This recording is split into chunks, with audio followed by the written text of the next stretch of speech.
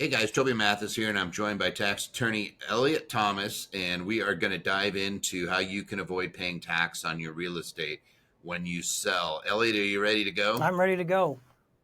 All right. What are the strategies we're going to hit today, just to give everybody a roadmap? Yeah, we're going to start off with talking about the release of passive losses, something that people are very familiar with in real estate. Then we're going to hit on installment sell, deferring some tax gain there. We're going to jump over to 121. If you sell your primary residency, we're going to talk about 1031, like kind exchanges. We're going to marry the two, 121 and 1031, see what that looks like. We're going to jump over to working with Delaware Statutory Trusts, then maybe into looking at UPREITs, umbrella partnership real estate investment trusts. And then lastly, we're going to talk a little bit about opportunity zone funds. All right. So you just gave us a mouthful. Let's dive in to strategy number one. If you want to avoid the payment on tax, a lot of people may not realize this, and their accountants may not realize it. But if you have passive losses that are floating forward, those may be used, right? So how does this work? Yeah, that's a great opportunity. You've been hounded by having these passive losses that have been suspended on your return that you haven't been able to take advantage of. But if you sell the property that created those passive losses, generally speaking, those are all released and they'll offset your gain. And indeed, if you have more passive losses than you do have gain, that extra gain will go off against other income on your return, maybe even your W-2 income. Yeah, so that's number one. Is if you have passive losses in the release, they become ordinary loss. I probably just lost half the people. But the easiest way to think about that is if you're an investor into real estate and you hear your accountant say passive losses only offset passive gain, there's a couple exclusions to that as active participation or a real estate professional. But most of us mere mortals, we're not going to qualify. So we're just sitting there and they're like, hey, you're not going to get to use it. But it gets released.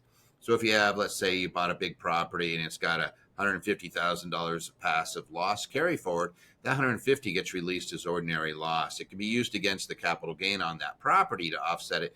But more importantly, the capital gains on that property is passive. This is what's weird. Ready? Twist your mind. You have passive capital gains, which means any other passive losses you have. So if you have a bunch of other real estate, guess what's happening to those passive losses? They're going to be used against that property you just sold, and it's going to keep it from being taxable to you. Now we're going to use this in another way, right? You can marry this with an installment sale, right? That's right. If you sell a property, well, first of all, let's back up and just get a quick definition of installment sale. That's simply the IRS saying that you received payment from selling your property over more than one period. So you sell it, maybe you take payments over 5 years or something like that, a little bit each year. We call that installment.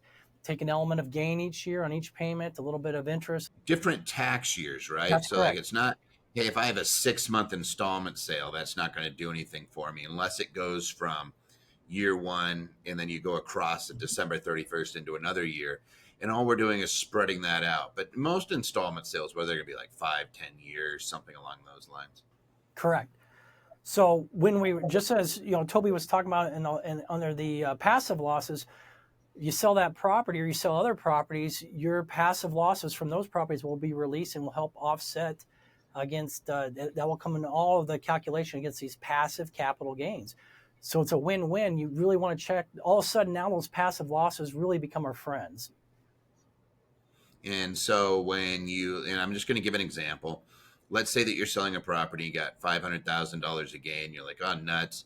I don't want to get hit with its long-term capital gain. So it's going to be at 0, 15 or 20%. Let's say you're in a higher tax bracket and you're going to be getting hit at the 20 plus net investment income tax. You're at 23.8 plus your state. You could be sitting there at about 37%, 38% if you're like in California. And you're saying, you know what, I don't want to pay tax on that. One of the things you could do is say, instead of $500,000 all in one year, let's spread it out over multiple years. Now, this does not work on your depreciation recapture. You have to recognize that in year one, boom, you're going to have to swallow that bullet. But you could spread out the gain, the rest of it over multiple years. And because it's passive, you could buy other real estate, depreciate it, take those losses and offset. Or if you have some carry forward passive losses from other properties, you can use those to offset that gain. And so you're spreading it out over years. It's almost like you're going shopping with discounted money because you're like, Here's what my tax bill is. But if I buy this property, I avoid the tax. Let's say it's over 5 years, $500,000, so $100,000 a gain every year.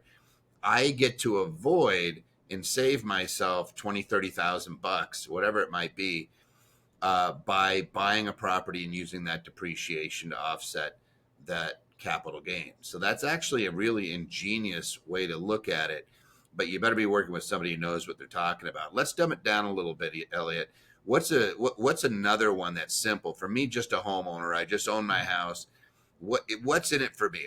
Are there ways for me to avoid the capital gains on the sale of my property? Absolutely. Probably one of the more popular parts of the code is section 121.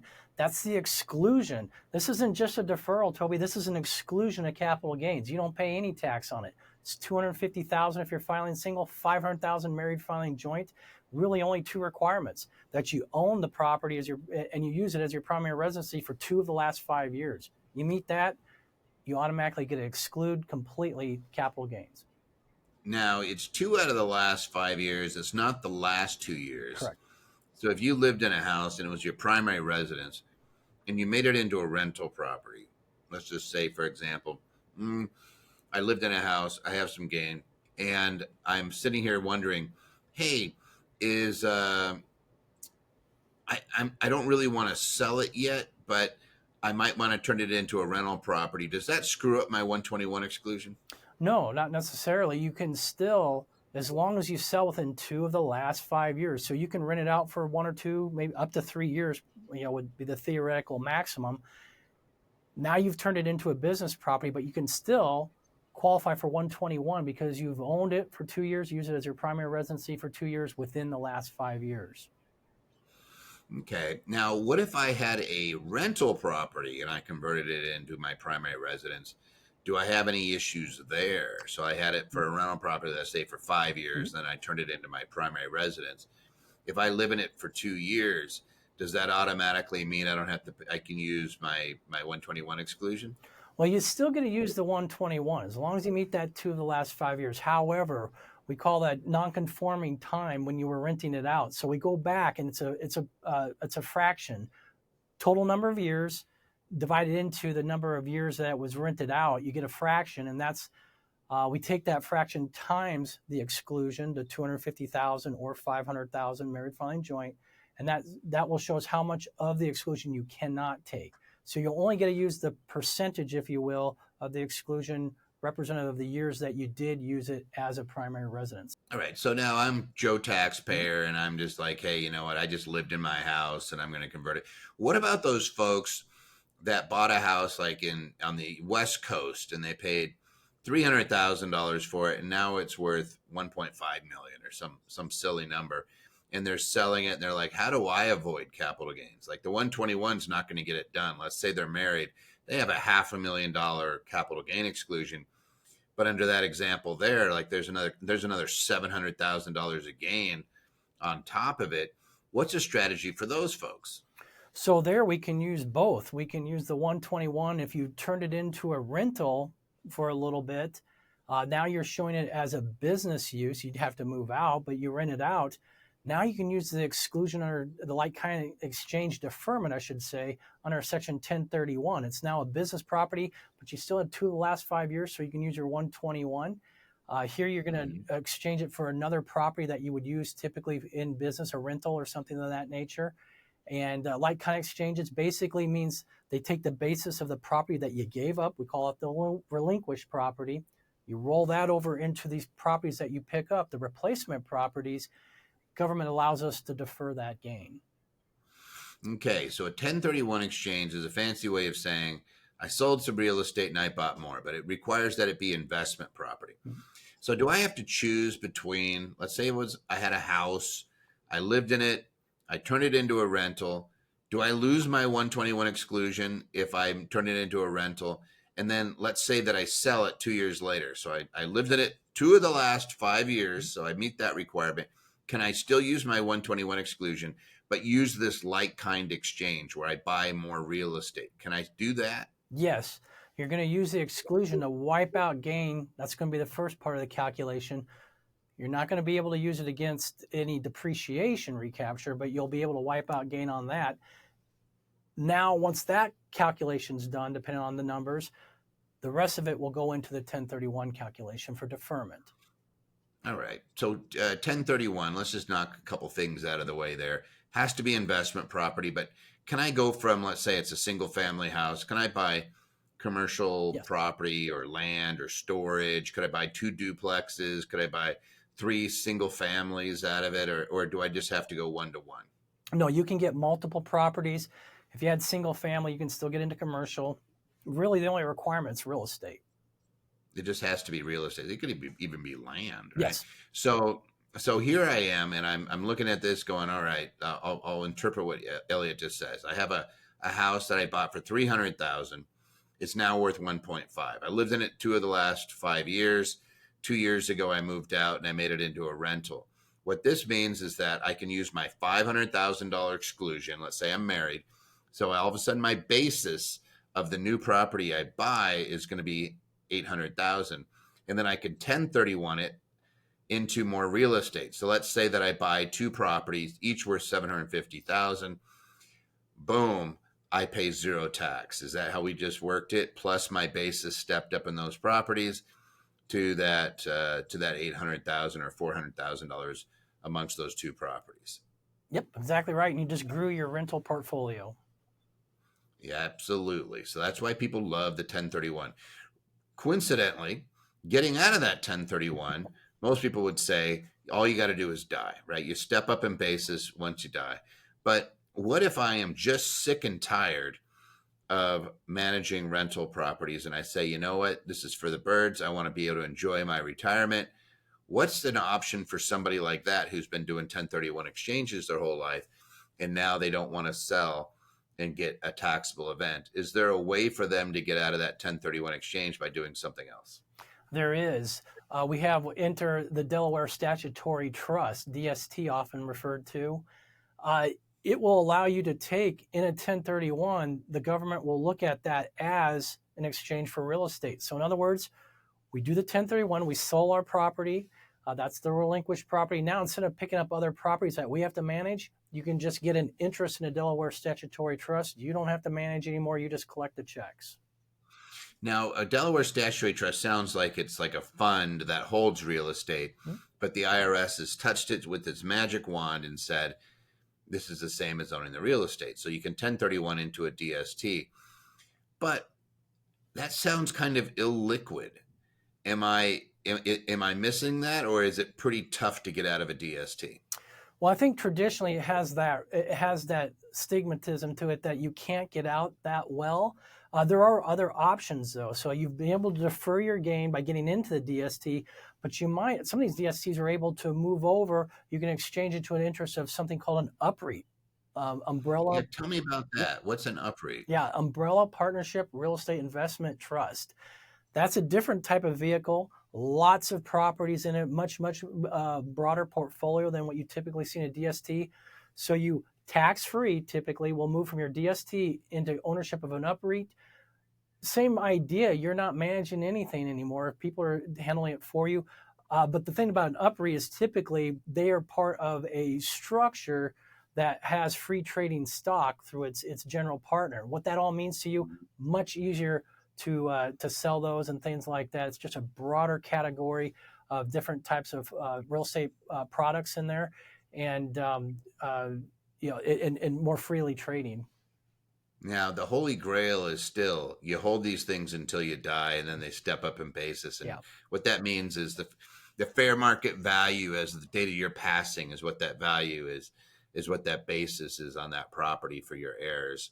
So if they sell the property or they sell the UPREIT or they sell the DST or they sell the real estate after you die, they're probably not paying any tax. This is still just like that's our end goal. But if you need to get cash and you want to get out of the real estate, the UPREIT's actually a nice tool because you could just sell individual securities under that situation and you're just selling it out on the free market and hey, I need 50 grand. Instead of having to sell the whole piece of real estate, you could just sell that much and recognize whatever portion of the gain is attributed to that piece, right? Correct. All right. Now, I've heard a lot about these qualified opportunity Mhm. zones and these qualified opportunity zone funds. Do they have a place in this mix when it comes to real estate? They can, maybe not as attractive as they were when they first came out because of changes, or not changes, but the tax code has progressed times past a time period where you got some of the benefits. But still, if you have capital gains now, generally speaking, within 180 days, you can invest them into a qualified opportunity zone fund. The fund goes out there and buys land or what have you in these areas that have been designated as such. And you may have, depending on if it's barren land and you're making improvement, or if you already got a house or a building that's there, you may have some additional qualifications within about 30 months. You have to add more to it. It could be from your capital gains. Double the value, Yep, right? You have to exactly double the right. value of the improvement, not of the entire land. So if you buy a Exactly. big chunk of land with a little structure on, as long as you double the value of the structure, you're going to meet the requirements. The key here is that the deferment, and this is just a deferment, only goes until the latest December of 2020, or excuse me, 2026, at which times at time you will have to pay the capital gains on that deferred. Boom. Yeah. You're going to have a However, taxable.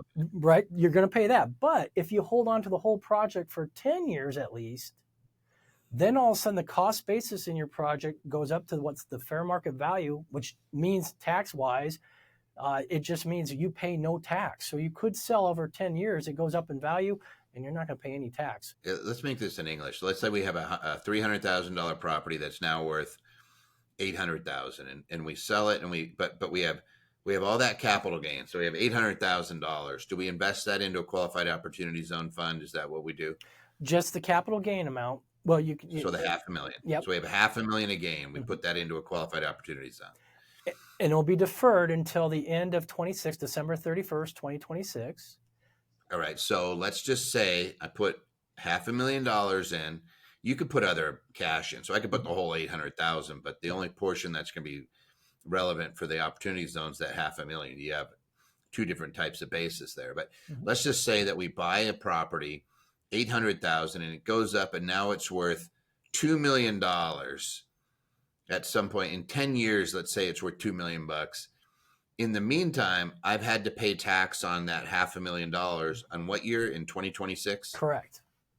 Yeah. So I'm going to have a capital gain hit, boom, in 2026. Is this also the depreciation recapture and everything that I'm deferring, or is it just capital gain? It would be just the capital gains.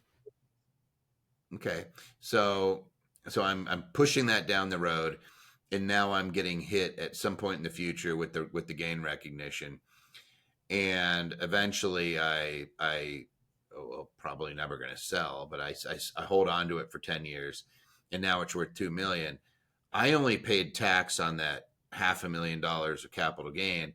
Now I sell it 10 years later for 2 million bucks, and I have no other tax, right? That's correct. Yeah. And so basically, you walk away with a pocket full of cash, no tax consequence. All right. So we just hit a whole bunch of different areas. Let's go back. Unless there's anything else that I'm missing. Are there any other strategies that you got up your sleeves? No, I think that's plenty. All right. Yeah. So we just hit the unlocking of passive losses that are carried forward. So we hit that. We talked about spreading those passive or that capital gain and using passive losses by using an installment sale Mm-hmm. to avoid taxation. We went over 1031 exchanges. We went over 121 exclusions on your primary residence. We went over using both a 121 and a 1031 exchange. We went over using a Delaware statutory trust, and we talked about using an UPREIT for a little bit better liquidity than a Delaware statutory trust. And then we finished off with qualified opportunity zones. So we just hit quite a few areas, and we haven't even dived into charitable remainder trust or using charities or some of the other more creative vehicles as well. But I think you have a absolute mouthful of strategy that just got thrown onto your plate that you can explore as to ways that you can avoid tax when you sell real estate. Eliot, thank you for joining me, and thanks for laying those out for us.